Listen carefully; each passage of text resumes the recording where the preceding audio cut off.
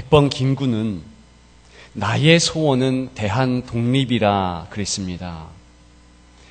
그렇게 거창한 소원이 아닐지라도 크고 작게 저와 여러분들 인생은 소원이 있기 마련입니다.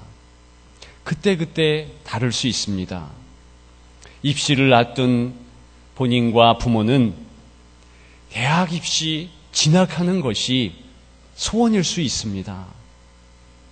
건강에 문제가 있는 이들에게는 당연히 강건함이 소원일 것입니다. 승진의 어려움이 있는 자에게는 또한 승진하는 것이 소원일 것입니다.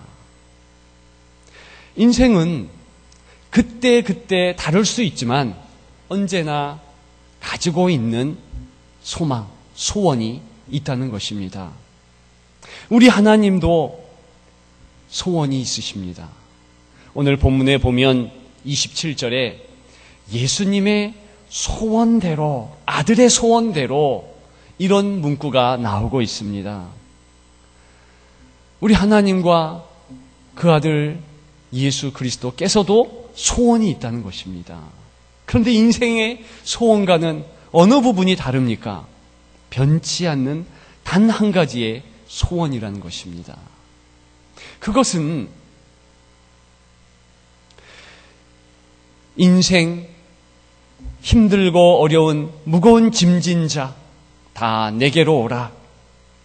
그리고 내가 너희를 쉬게 하리라. 여기에 집약되어 있습니다. 예수님의 소원은 다른 것이 아니라 저와 여러분들이 예수 앞에 나와 안식하는 것이 소원이라는 것입니다. 그런데 왜 인생은 그렇게 변치 않는 단 하나의 예수 그리스도의 소원을 거절할까요? 다른 것이 아니라 오늘 20절부터 우리가 읽은 대로 대표적으로 세 도시의 이름이 거론되었지만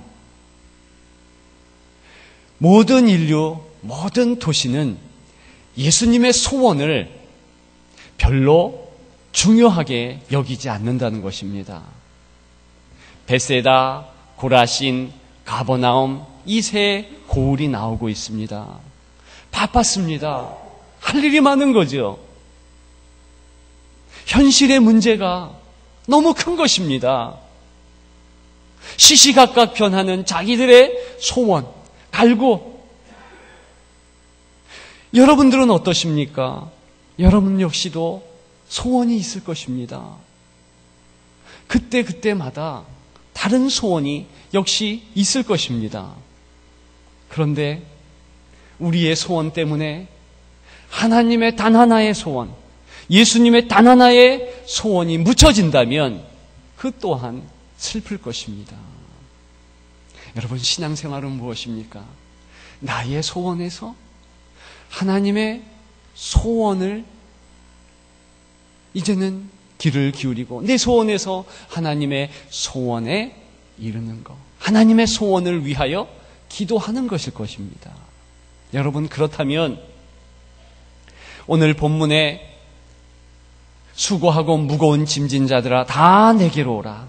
내가 너희를 쉬게 하리라. 안식에 대한 하나님의 이러한 갈구하심, 저와 여러분들은 안식이 필요하다는 사실을 인정하기를 원합니다.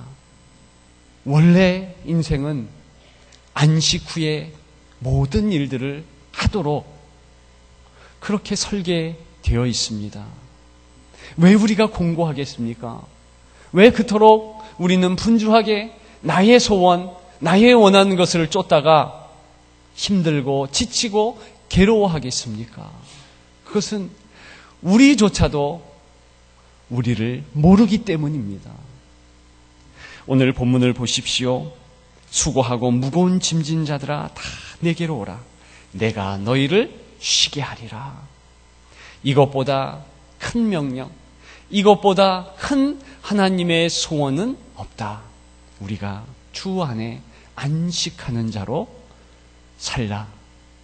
그렇게 그 소원에 부응하며 나아가는 저와 여러분들 다 되시기를 축복합니다. 축원합니다.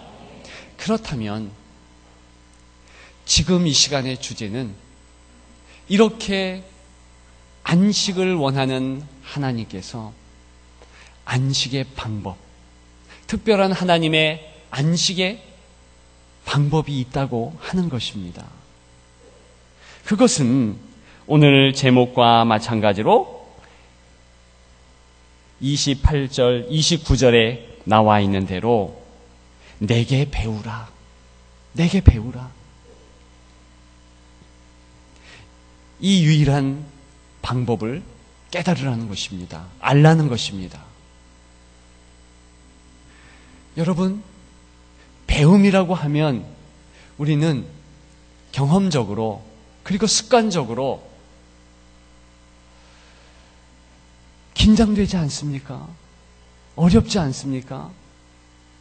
그런데 내게 배우라라는 예수 그리스도의 이 쉼의 권면 따라가다 보면 저와 여러분들이 정말로 참된 쉼을 얻게 된다는 것입니다. 다른 방법이 없다는 거예요. 하나님의 이 특별한 방법에 귀를 기울였으면 좋겠습니다. 내게 와서 배우라. 왜 이렇게 예수님은 말씀하고 있는 것일까요? 우리가 같이 오늘 본문을 통하여 나누었으면 좋겠습니다. 첫째는 함께 하는 것이기 때문입니다. 배움은 혼자 하는 것이 아닙니다. 아이가 유치원에 입학합니다. 왜 유치원에 보내겠습니까? 그곳에는 선생님이 계시기 때문입니다.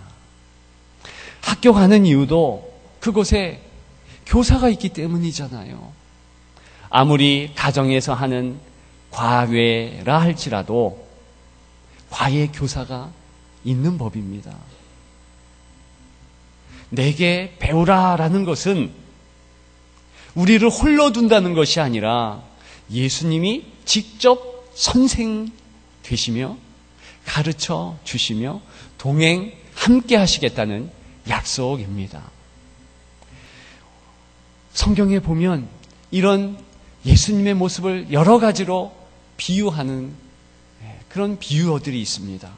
예컨대 양과 목자, 저와 여러분들이 양이라면 예수님은 목자라는 것입니다. 홀로 있는 양은 잃어버린 겁니다. 목자와 같이 있을 때 양은 살 수 있는 것입니다. 존재할 수 있는 거죠. 신랑과 신부, 예수님이 신랑이시고 저와 여러분들 하나님의 자녀가 신부라는 것 아니겠습니까? 포도나무와 가지. 여러분, 포도나무에서 가지가 떨어져 나가면 죽은 것입니다. 부침당하지 않은 가지는 존재할 수 없는 것입니다. 예수님은 그렇게 예수님이 포도나무요, 우리는 가지라고 말씀하십니다. 교회는 무엇이라고 이야기합니까? 몸이라고 하고 예수님은 교회의 머리라고 말씀하십니다. 역시 떼어지면 존재할 수 없는 관계입니다. 내게 배우라. 그 첫 번째 뜻은 예수님이 함께 계심으로 우리가 같이 있으면 예수님의 말씀을 들으면 그러면 해결된다. 우리 스스로 행하고 우리 스스로 움직이고 하는 것이 아니라 예수님이 오셨다. 그러한 내용을 담고 있는 것입니다. 두 번째, 왜 예수님은 내게 배우라 말씀하셨겠습니까? 그것은 우리의 연약함을 아시기 때문입니다. 우리의 연약함을 아신다. 여러분, 예수님만큼 우리의 형편을 잘 아는 분이 없습니다. 하나님은 이미 우리의 형편을 잘 아시죠. 하나님이시니까. 우리를 만드셨잖아요. 그렇다면 이 땅에 예수님을 보내실 때조차도 다른 방법을 취할 수 있습니다. 아담과 하와를 창조하시듯이 그렇게 창조하실 수 있어요. 청년의 몸으로 예수님을 랍비의 모습으로 30세의 건장한 청년, 건장한 성인의 몸으로 보내실 수 있습니다. 그런데 예수님은 가장 어린 아기의 모습으로, 그것도 마리아의 태를 빌으셔서 이 땅으로 오셨습니다. 그리고 30년간을 저와 여러분들의 모습과 같이 때로는 아플 때 울고 때로는 가장 어린아이의 모습으로 사셨다는 것입니다. 과연 그 30년이 그렇게 필요할까요? 때로는 그 시간이 참 불필요하다, 개인적으로 드는 마음입니다. 그럼에도 불구하고 하나님의 방식은 그렇지 않은 거예요. 왜 예수님이 이 땅 가운데 오셨습니까? 직접 육신을 입고 육신의 몸으로 사셨기 때문에 사람의 마음과 육체의 고통, 그 어려움을 그대로 아신다는 것입니다. 예수님은 사마리아 우물 옆에서 수가성 여인을 만나기 전에 피곤해서 앉아 쉬셨습니다. 그래서 저와 여러분들의 피곤을 잘 아시는 것입니다. 폭풍 치는 바다의 어려움을 아십니다.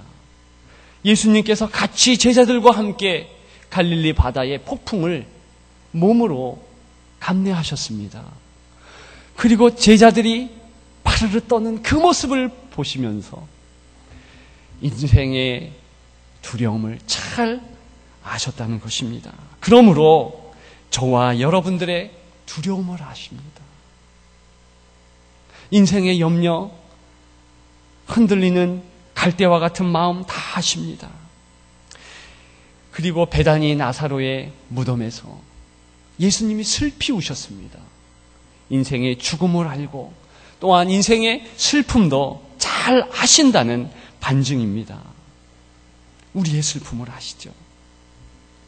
예수님 겟세마네에서 어떤 모습을 우리에게 보여주셨습니까? 피를 땀같이 흘리셨습니다.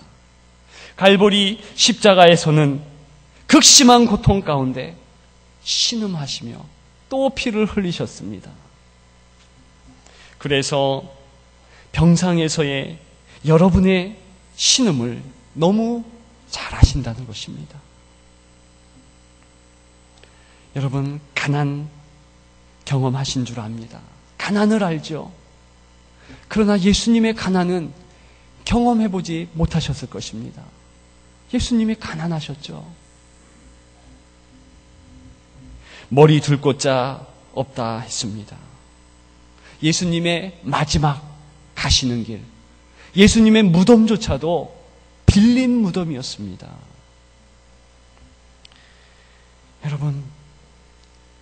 여러분들 무시를 당한 적이 있으십니다. 그런 적이 있으셨을 것입니다. 예수님 무시당하셨어요. 동네 사람들에게, 그리고 가장 가까울 가족들에게 무시당하셨습니다. 여러분 오해당하셨을 적이 있으셨을 것입니다. 그러나 예수님의 오해와 같을까요? 예수님은 오해당하셨을 때에 먹기를 탐하는 자, 심지어는 귀신의 왕으로 오해당하셨습니다. 여러분, 바로 그분이 우리 옆에 계시는 거예요.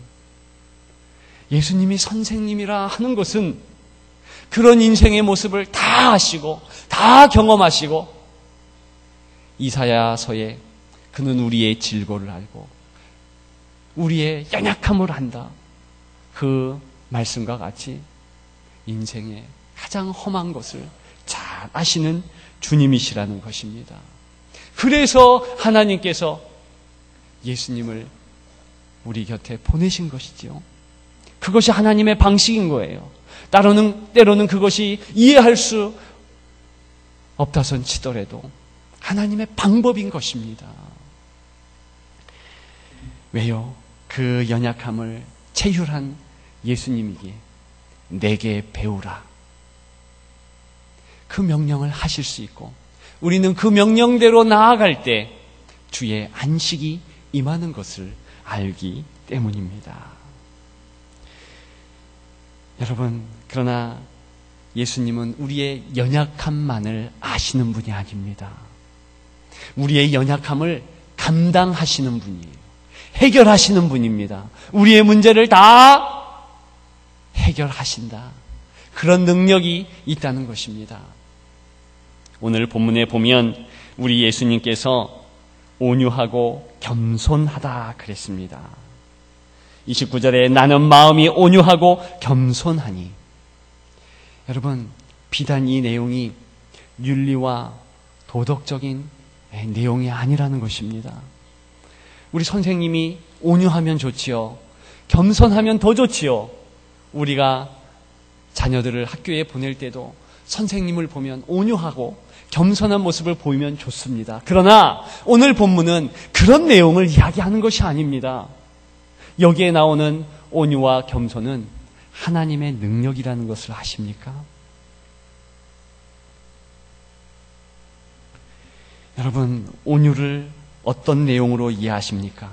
모든 상황에서 그 모든 상황을 이해하는 것, 그러면서 받아들이는 것, 그것이 온유라고 정의할 수 있습니다. 왜 하나님만 온유할 수 있고 왜 예수님만 온유할 수 있는가? 예수님이 십자가에 달려 돌아가실 때 그 예수님을 하나님의 독생 성자라 했습니다. 그리고 하나님은 예수님이 돌아가시는 것을, 십자가에 달려 비참하게 죽는 것을 막으실 수 있어요. 그 비참한 고통도 다 단절시킬 수 있습니다. 그런데 하나님은 바로 면전에서 그 일을 행해질 때에 평정심을 유지합니다. 내버려 두잖아요. 왜 그렇습니까? 그것이 하나님의 온유하심을 일컫는 것입니다. 그래서 성경에서 보면 이런 하나님의 마음을 나타내는 그런 성경의 내용들이 있습니다. 아브라함이 이삭을 바치잖아요. 그때 아브라함 아비의 마음은 어땠었을까? 하나님의 마음을 이야기하는 것이거든요. 제정신론을 할 수 없는 거예요. 성령이 붙잡고 역사하지 않으면 그렇게 할 수 없는 것입니다. 여러분, 스데반이 돌을 들고 던지는 이들을 향해서 저들의 죄를 용서하옵소서, 그런 온유의 모습을 보여줍니다. 여러분, 저와 여러분들이 가능하겠습니까? 아니요. 제정신으로는 안 됩니다. 성령의 충만함으로. 그렇게 할 수 있는 것은 하나님의 마음이 깃들여졌기 때문에 그럽니다. 여러분, 예수님을 보십시오. 십자가에 달려 돌아가실 때 저주하며 침뱉으며 창을 꽂는 저들을 향해서 저들을 용서하옵소서 말씀하시잖아요. 그것이 바로 능력이라는 것입니다. 할 수 있는데 안 하는 거, 참는 거, 그것이 오늘 본문이 이야기하는 온유의 모습입니다. 여러분, 예수님이 온유한 우리의 구원자요, 우리의 선생이십니다. 왜 그렇게 하셨을까? 바로 우리의 연약함을 감당하시는 것에 멈추는 것이 아니라 우리의 연약함을 다 해결하시려고 모든 눈물을 닦아주시기 위함입니다. 여러분, 꼭 기억하시고 그 예수 앞에 나오는, 그리고 예수님에게 배우는 저와 여러분들 되시기를 주님의 이름으로 축복합니다. 마지막 세 번째, 내게 배우라. 왜 예수님이 말씀하셨습니까? 예수님이 이야기하는 쉼은 시간이 걸리기 때문입니다. 시간이 중요한 거예요. 학교에 등교하자마자 바로 국어 점수 100점 맞고 한글을 쓸 수 있고 영어를 술술 이야기하고 수학 문제가 풀리고 그런 것이 아닙니다.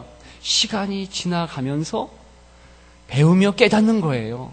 신앙생활도 똑같다는 것입니다. 왜 배움이라는 단어를 주께서 들고 오셨을까? 그것은 시간이 지나가면서 예수님조차도 제자들을 확 꼬꾸라뜨려가지고 두드려 패서 단시일 내에 변하는 것이 아니라 예수님의 제자 베드로, 사랑의 사도라고 하는 요한, 그리고 모든 제자를 할지라도 시간이 지나가면서 예수님이 조금씩 감아주시고 변화시킨다는 거예요. 겨우 사도 요한은 90세쯤 됐을 때에 정말 하나님이 원하시는 사랑의 마음을 갖게 됩니다. 그래서 하나님은 사랑이시라, 너희는 사랑하라. 과연 이 땅의 섭리 가운데 금방 이루어지는 일이 있습니까? 작은 열매, 쌀 한 톨이라도 봄과 여름을 지내야지 가을이 오는 겁니다.